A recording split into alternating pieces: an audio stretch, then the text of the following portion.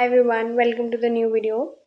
So we had started the series for Amazon ECS.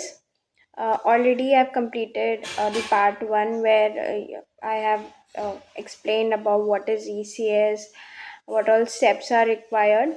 Today we'll see how to create an ECS using Fargate.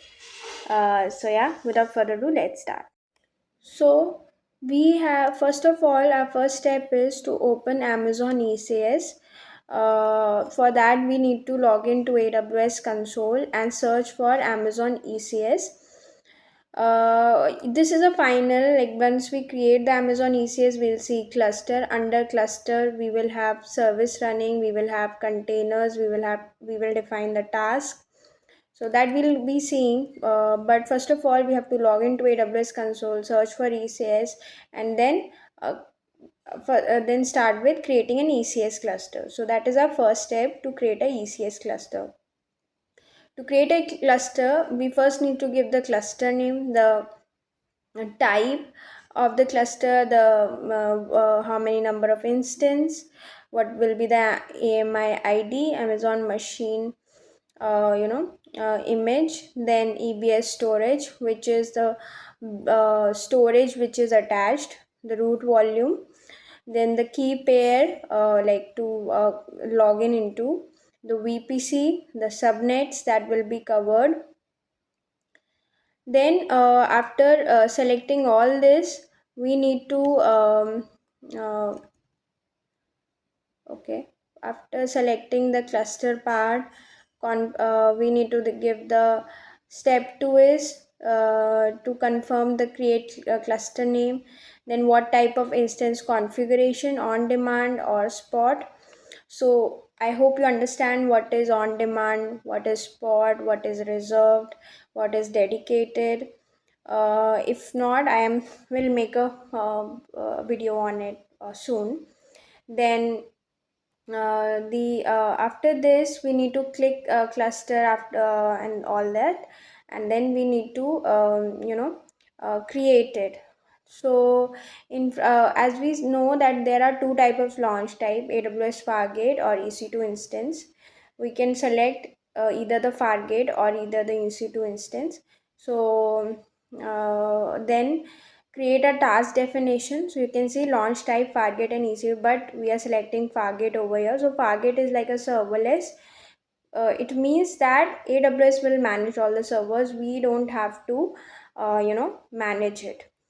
So then we need to give a task definition, like the first definition name. You are given permission to Lasso to create and use task execution row, compare Fargate, task memory, task CPU, how much memory and CPU it will consume. This is how, and then after creating a task definition, the container which will be created, that will use what kind of image, the image URI, the name, the container port, protocol, port name, what traffic is allowed, that all we need to give.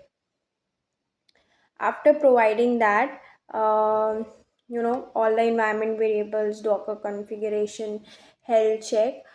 So you can see task family name, CPU and memory, container name, nginx.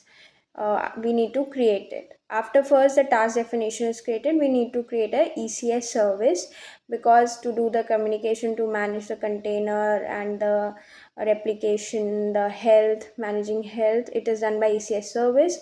So we need to give the cluster name, the service type, replica or daemon.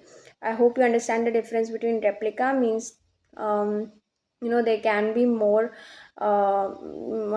number of services. Daemon means there will be only one service created for each container. Then configure service. So we are using EC2 for configuring service.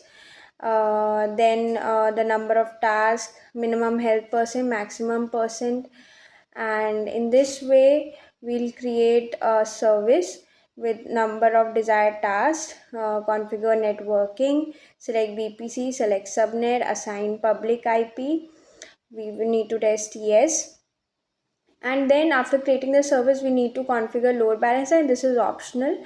So to expose the service, so we can create application load balancer, and after creating the application load balancer, um, so basically we'll choose the application load balancer, the health check grace period, load balancer type, the service IAM role, and then we need to create the listener port.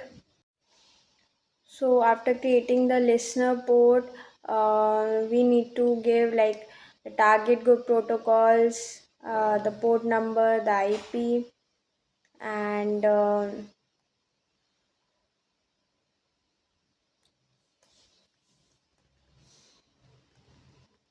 sorry. So basically, after this, we'll see this type of ALB created with the total targets, healthy, unhealthy, used, port number. So steps is choose application load balancer, and then create or select ALB, target group, listener, associate a container port with target group. So whatever port we have created, used, we need to assign it to listener. um, so I was just trying to show. Okay.